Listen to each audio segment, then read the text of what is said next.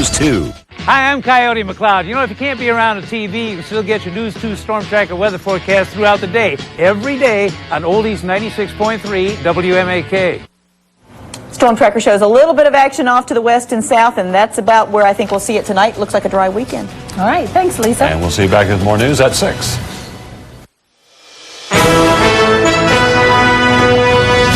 On World News tonight, the Bush administration offers new evidence that Saddam Hussein was trying to get nuclear weapons, but it raises more questions than it answers. The basketball star Kobe Bryant is charged with sexual assault. Another role model in trouble. We'll take a closer look. One of the world's experts on Iraq and weapons of mass destruction is found dead in the British countryside. And who was the most talked about star in 1938? Seabiscuit, by a long shot. From ABC News World Headquarters in New York, this is World News Tonight with Peter Jennings. Good evening, everyone. The other shoe dropped today. One of the most famous athletes in the world, Kobe Bryant, has been charged with sexual assault. In everyday language, that is rape. If he is convicted, it's 4 years to life. We knew it was a possibility, and later in the broadcast tonight, we'll take a closer look at what it means for a man who has reveled in being a role model to be so charged. But first, the details. ABC's Bill Redeker joins us tonight from Eagle County, Colorado. Bill? Peter, the charge comes nearly 3 weeks after Kobe Bryant was accused by a 19-year-old woman of sexual assault. Kobe, who was in the area for knee surgery, was staying at a nearby hotel where the woman worked. Kobe Bryant, the all-star guard for the Los Angeles Lakers, had never been in trouble before. Now, the district attorney here says Bryant, on the night of June 30th, sexually forced himself on the woman in his room. Basically, it is alleged that he caused sexual penetration or intrusion, and he caused submission of the victim through actual physical force. Holbert says samples of Bryant's DNA and other forensic evidence were analyzed by the Colorado Bureau of Investigation. I feel that after reviewing the evidence, after looking at the evidence, that I can prove this case beyond a reasonable doubt. Bryant today denied the charge, but admitted having sex with the 19-year-old. I made the mistake of adultery, he said, but nothing that happened June 30th was against the will of the woman who now falsely accuses me. Bryant said he has to answer to his wife and his God and hope that they would forgive him. The alleged victim has not been seen in public since she made the allegation, but her friends say she is sticking to her story that there was nothing consensual about the incident. I truly believe that she is telling the truth, that these incidents did happen, and she has no reason to lie about it. For Bryant, the sexual assault charge comes only a month after he signed a $40 million endorsement deal with Nike. The company has not said what impact today's development will have on the lucrative agreement. The LA Lakers are expected to stand behind their 5-time NBA All-Star. Bryant is required to return here to Eagle County in early August for a preliminary hearing, Peter. Meanwhile, the NBA tells ABC News they will take no disciplinary action until after the case is resolved. Thank you, Bill. Bill Redeker in Colorado. We'll come back to the Kobe Bryant case a little later in the broadcast, but let us now go to Iraq. It is 100 days since Baghdad fell, and today the CIA said that it believes the latest audio tape from Saddam Hussein released yesterday is probably authentic. And the Bush administration has released additional information today, what it says is compelling evidence that Saddam Hussein tried to build nuclear weapons.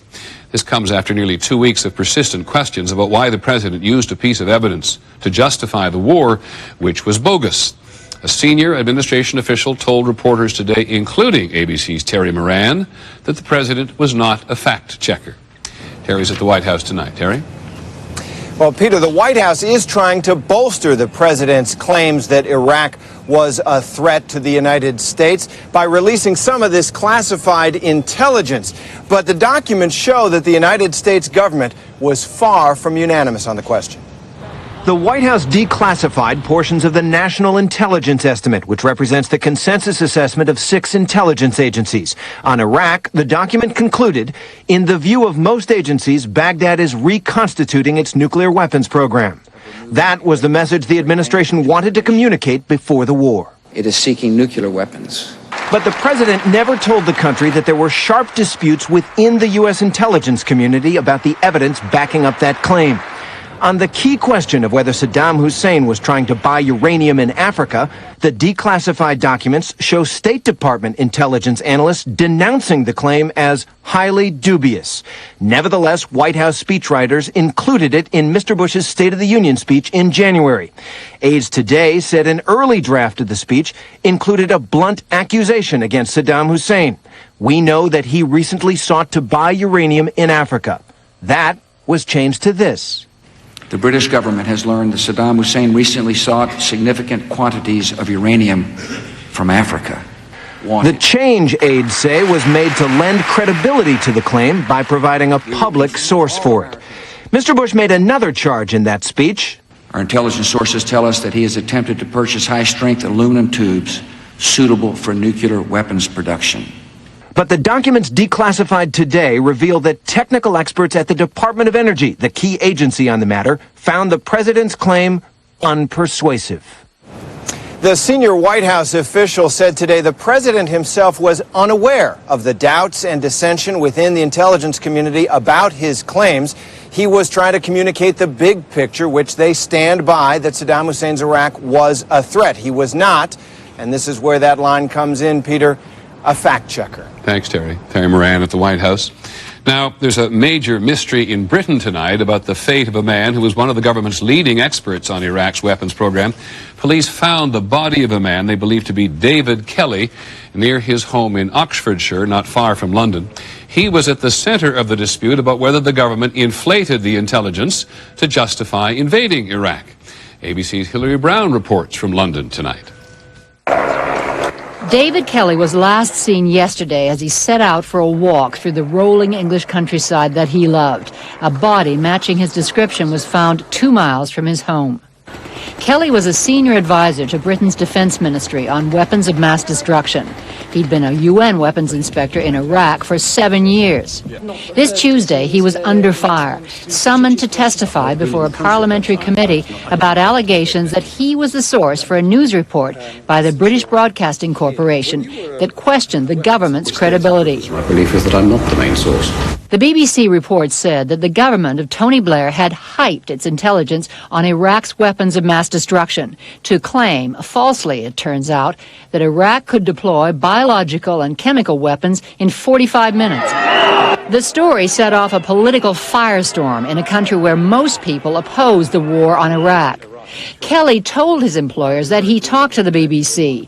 Then someone gave his name to the parliamentary committee as the man who had embarrassed the government, and he was called to testify. You ever felt like a fall guy? I mean, you've been set up, haven't you? That's not a question I can answer. But you feel that? No, I accept the process that's going on. I'm sorry, I accept the process that's happening.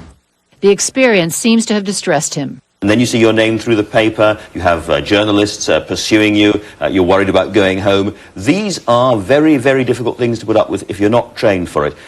There will be an independent inquiry into the events leading to David Kelly's death.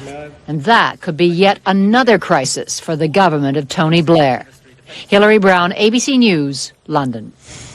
Another American soldier was killed in Iraq today. A bomb went off under his vehicle in the town of Fallujah, west of Baghdad. U.S. forces detonated another bomb on the road near Baghdad airport. And the Deputy Secretary of Defense, Paul Wolfowitz, who is visiting Iraq, told the Los Angeles Times today there's not a single plan that would have dealt with the collapse of law and order in the country after the war. But collapsed it has in many places. ABC's Jim Sciutto has been following the 4th Infantry Division on its operation in the northern part of the country. And he has this report tonight, which begins in Balad. On the ground! American forces search for the men behind mortar attacks this week that injured 22 U.S. soldiers. For residents of Balad, that means raids, detentions, and sometimes threats. You help me find the bad guys and all their mortars, where we come back with our tanks and we drive through your fields and run over your houses. In more than 70 raids since the weekend, U.S. forces have captured nearly 500 people suspected of attacking Americans. The people we talked to in Balad expressed mixed feelings about the U.S. military presence here. They're happy to see American forces going after Saddam loyalists, They say American tactics can be heavy-handed. The soldiers came to our town and harmed us, he says. They're making a lot of enemies. Hey, get over here. Many people the soldiers arrested in Balad this week were released without charges. These weapons turned out to belong to a local sheikh who is not an enemy of U.S. forces and were returned. And troops enforced a curfew many complained they didn't know existed. What are you doing out here? Curfew's 9 o'clock. Night and day, troops treated all residents with suspicion. If they're outside at all and they have a weapon in their hand, that's considered a threat and you can engage. U.S. soldiers did eventually catch some of the men they believe were behind the mortar attacks, 3 farmers. But they warned residents they will not rebuild the town's schools and hospitals until U.S. forces are safe here. This town will be punished, one soldier told us, as long as attacks on Americans continue. Jim Sciutto, ABC News, Balad. Couple of items in the overseas briefing. The International Atomic Energy has refused to confirm a published report today that its inspectors have found enriched uranium in Iran. If it were true, it would mean the country has possibly been trying to enrich uranium for use in nuclear weapons. The Bush administration would not say whether it has been briefed on any of the findings. The head of the UN Nuclear Agency said today that North Korea posed the most serious nuclear threat to the world. Mohammed El-Baradei says he's concerned about reports that North Korea is reprocessing fuel rods for nuclear weapons. When we come back this evening, role models in trouble. We'll take another closer look at the Kobe Bryant case. The state of the nation's children is in the news tonight. Life is good, but there are some alarming exceptions. And at the end of the broadcast tonight, the racehorse who triumphed and the author who wrote the story, Against the Odds. I was no longer Laura the invalid. I was Laura the author, Laura the storyteller. This is World News Tonight with Peter Jennings. Brought to you by Aflac. Ask about it at work.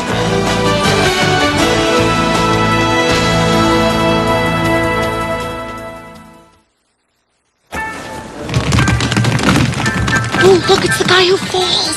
Fall now. Oh, I don't really do that anymore. It's not like I got that insurance. What insurance? Aflac. They pay you cash if you can't work when you get hurt. Not that I ever do. Aisle 5 under lingerie. Price check!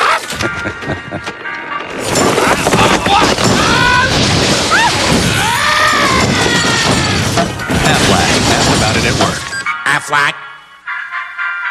Business as usual means fast, and that can be a real pain. Extra Strength Tylenol starts working in as little as 10 minutes. Extra Strength Tylenol is the Tylenol for fast relief. One of these cars is filled with new Shell gasoline.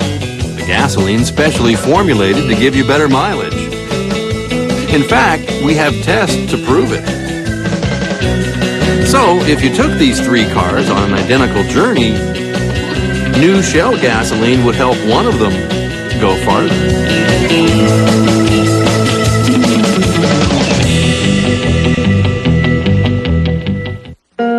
To play the blues, you have to understand pain. Less pain, less blood. On your fingers or your arm. One Touch Ultra. Results in 5 seconds. You want to feel it here, not here. One Touch Ultra. Yeah.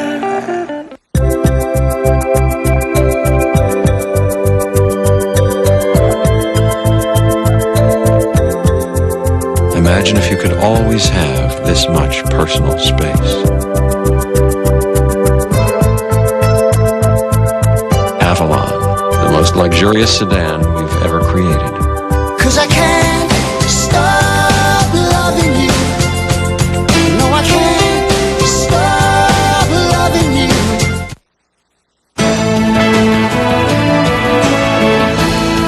We're going to take a closer look tonight at another American role model in trouble, what it means when someone as prominent as Kobe Bryant, who's been held in such universally high esteem, is accused of a crime, especially one such as rape.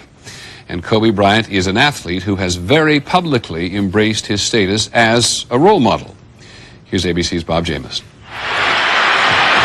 Kobe Bryant stepped onto one of sport's biggest stages in 1996 as the youngest player in NBA history. It's been nothing but up for him since. 5-time All-Star with 3 championship rings, and that $40 million contract with Nike. When you're the next big thing, everybody wants you. Representing companies like McDonald's and Coke, with commercials popular throughout the world, Bryant has carefully cultivated his image as superstar, family man, and father. And so far, it's worked. A recent national survey of teens found more admired him than admired President Bush and Jennifer Lopez combined. When he was arrested, many people were shocked. There's no way. I said, no way. It's Kobe. It's Kobe Bryant. There's no way. Bryant is not the first athlete whose star is tarnished. Allen Iverson, brawling and gun charges. Pete Rose, gambling and income tax evasion. Even Michael Jordan faced gambling allegations. But Kobe Bryant's record has been unblemished. For someone like Kobe to be involved in a legal proceeding in a legal manner of this seriousness is quite different than what has normally happened in professional sports over the last few years. Bryant embraces being a role model and spoke prophetically 6 weeks ago. If he makes a mistake, all right, if something arises in his personal life, kids must learn from that. But young people may be far less influenced by stars than the stars believe. Kobe Bryant and the athletes are role models for kids who want to be athletes. But I think for kids entering other careers, they're just people who are celebrities. At the Y in Evanston, Illinois today, there was disappointment among the young. They got a responsibility to take care of with their gifts. As a role model, he's let me down. Whether guilty or not, many will never look at Kobe the same. Bob Jimison, ABC News, New York. There's more about this at abcnews.com. When we come back this evening, the new study about the nation's children, there are some disturbing trends. And the underdogs united in triumph, the horse and the jockey and the author. It's the unexpected touches that make an anniversary special. Announcing the Lincoln Mercury Anniversary Clearance, featuring end-of-the-model year savings on every Lincoln and Mercury, including our great lineup of SUVs. Lincoln Navigator, the all-new Lincoln Aviator, and the award-winning Mercury Mountaineer with no-charge leather seating. Now get 0% financing for 60 months or up to $4,000 cash back, plus your dealer's best model year-end price. This is one anniversary you don't want to miss. Hurry to your Lincoln Mercury dealer. Emerging science suggests that lycopene is one of the ingredients in tomatoes that may help reduce the risk of heart disease. Now Centrum and Centrum Silver have lycopene, another reason to take your Centrum. New Centrum with lycopene, now more complete from A to zinc. Gotta go right now. Gotta go right now. Gotta go. If you've always got to go, ask your doctor about Detrol LA. It's been proven effective for overactive bladder. Anyone need a break? Not right now. You shouldn't take it if you have stomach, urinary, or glaucoma problems. The most common side effects are dry mouth, constipation, abdominal pain, and headache. And I don't have to go right now. Detrol LA. When you've always got to go. Looks like heartburn. Wait! They also have pressure and bloating! That's gas. We don't treat gas! I do. Maalox Max. Fast heartburn plus gas relief. Thanks, Max. Maalox Max. When you have it all, treat it all. It's always been our dream to run a bed and breakfast. The busy season, it's only 3 months long, but we gear up for it all year. And I had to go on chemo. Doctor said I might become anemic, maybe feel weak, but it just drained me. The day we talked about canceling guests, Maybe we should cancel the Nielsen's. they've been coming for years. I had to do something, so I asked my doctor about Procrit. Procrit is for chemotherapy-related anemia in patients with most kinds of cancer. If you're on chemo and too tired to do the things you used to do, talk to your doctor about Procrit. Procrit helps rebuild red blood cells, and more red blood cells can mean more strength. Here come the Nielsen's. I'm ready. Procrit is proven and safe. In studies, only diarrhea and edema occurred more often with Procrit than placebo. Call now and learn how Procrit can help you get back the strength you need, your strength for living. Around here, there's no slowing down. Next week, it's not the American dream to be jobless in America. And we're not just talking blue-collar workers, it's white-collar too.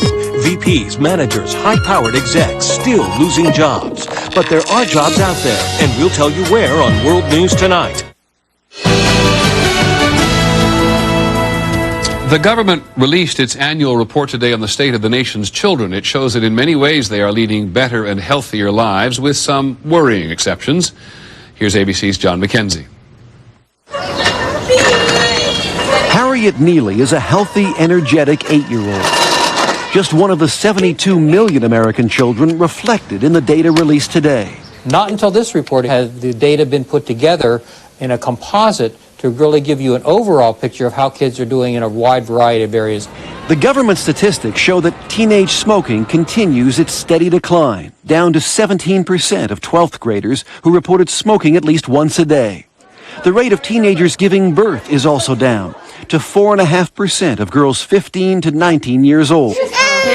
That's an all-time low, but still higher than virtually every other industrialized country. Our pregnancy rate is still closer to that of Bulgaria's. Other countries such as France or Germany have a pregnancy rate that's at least 4 times lower than the United States. Teenage violence, the report found, has dropped to its lowest level in 30 years. These government statistics are used to help determine which public health programs for children are working and which ones need more attention. And researchers say today's report does reveal some disturbing trends. The number of dangerously premature babies, those weighing less than 5.5 pounds, continues to grow. And the most alarming finding, the rate of overweight children has more than doubled since the late 70s to at least 15%, suggesting that while children in the U.S. may be enjoying a better life today, they can expect many more health problems in the years to come. John McKenzie, ABC News, New York. 2 other items in the national brief. The Bureau of Alcohol, Tobacco, and Firearms says it is investigating the theft of more than 1,000 pounds of ammonium nitrate from construction companies in California and Colorado. Ammonium nitrate is a chemical often found in fertilizer that can be used to make a bomb. In San Diego tonight, the original prototype for the G.I. Joe action figure is being auctioned off. It was created in 1963 by the Hasbro company, which wanted to make a toy that would do for boys what Barbie had done for girls. 375 million have been sold. Bidding on the original one begins at $600,000. When we come back, Sea Dogs and Underdogs and Seabiscuit, they all became legends. Imagine combining the stain-fighting power of Efferdent and freshening power of Listerine. You'd get Efferdent Plus. It's extra fresh, and nothing gets your dentures cleaner. Efferdent Clean, Listerine Fresh. That's Efferdent Plus. If your pencils look like mine did, there's something you can do. Ask your doctor if the Nicotrol inhaler is right for you. Or for more information, call 1-800-INHALER. Call today. Now, wherever your allergies strike, there's a new non-drowsy medicine that lets you do something wonderful. Breathe again. Announcing Alivert Allergy and Sinus. It relieves sinus pressure, stops runny nose, and clears your nasal congestion so you can breathe again. Inside, outside, wherever you are. Get prescription-strength, non-drowsy allergy and sinus relief even Claritin can't beat. New Alivert Allergy and Sinus. The right relief, wherever you are. Alivert. So, we're all here because of this Windex multi-surface with vinegar? Yeah, looks like trouble. Windex multi-surface with vinegar. You can use it most everywhere to clean lots of surfaces. In your bathroom, your kitchen, all over your home. Multi-surface? Hey, Wilson, fly down and see if it works on glass, too. Yup, works on glass. Windex multi-surface with vinegar. Multi-surface means multi-shine.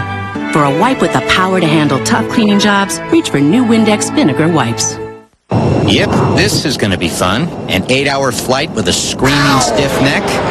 How about grabbing a Thermacare heat wrap? Open it up and put it on before your in-flight nap.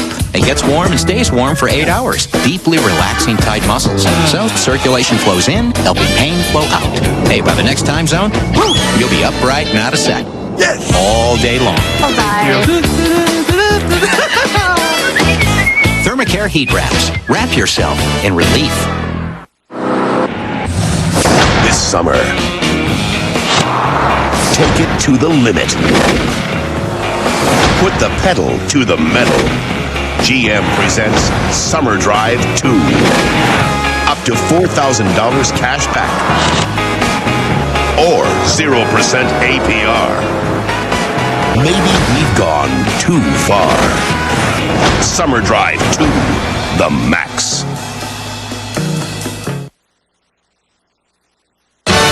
This is Mike Tirico in England. Here's what happened on day 2 of the British Open.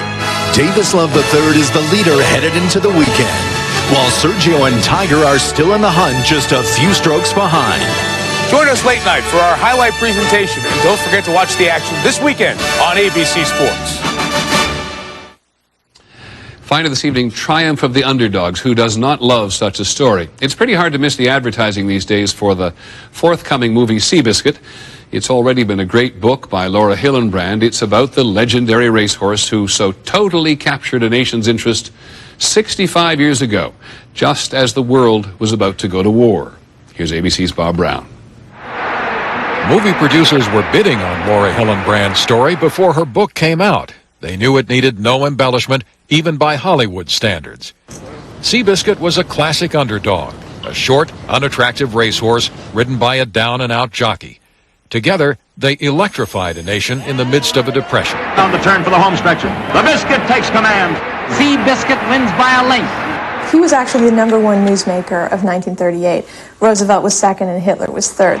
In 6 seasons, Seabiscuit won more than 1 out of every 3 races he ran, including one of the greatest races ever, a one-on-one match with the horse then considered the king of the thoroughbreds, War Admiral.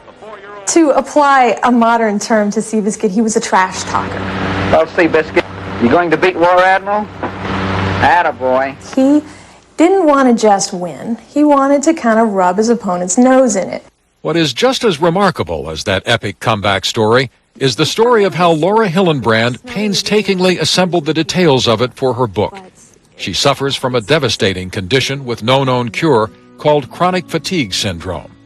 As she wrote her book, she was often bedridden, sometimes unable to feed or bathe herself, fighting swollen lymph nodes, night sweats, fevers, nausea, and vertigo. If I became too dizzy to write, I'd have to go lie down in bed and just write on a pad with my eyes closed. She lived vicariously but vividly for the 4 years it took to write the book, the heart-stopping races and the turbulent times in which they took place.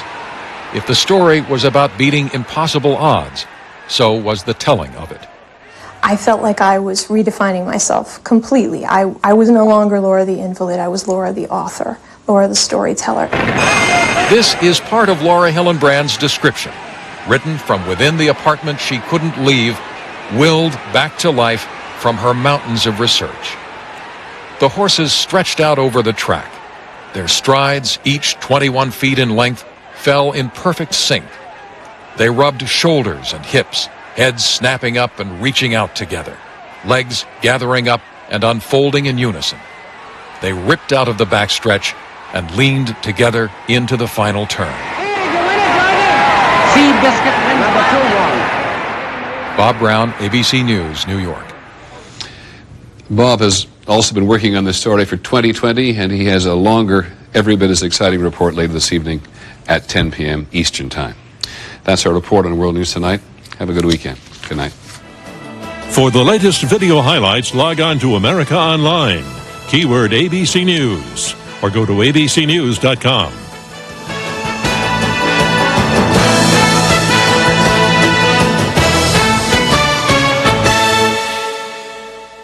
This has been a presentation of ABC News. More Americans get their news from ABC News than from any other source. Everybody's got an opinion about Joan London, a mother again. Twins at age 52 with the help of a surrogate. Tonight, from controversy to cherished moments, Joan London talks about it all, exclusively to Barbara Walters on 2020 Tonight. First, fast, accurate. News 2 at 6 starts now. We're going to be busy this weekend. There are people that are going to be hurt. One Nashville trauma center is concerned if patients come in, there may not be enough blood to treat them. Good evening, everyone. That's because the American Red Cross says Middle Tennessee hospitals have less than a day's blood supply on hand. Vanderbilt Medical Center had a close call overnight as a few emergency cases dangerously drained its blood supply. Sylvia Castaneda broke this story at 4, and she joins us live with details that you'll only see on News 2. Sylvia? And the blood bank director here tells me she has not remembered a time where the blood supply has been so low for so long. So staff here want you to understand how each donation is vital. In trauma cases, it takes much more than just one donor to save a life. We're just glad he's here with us now, and with more blood, he'll be with us longer. Dana Nichols is talking about her boyfriend, Ryan Farrell. This Murfreesboro resident was severely burned over 60% of his body in a house fire Thursday morning. This is Ryan.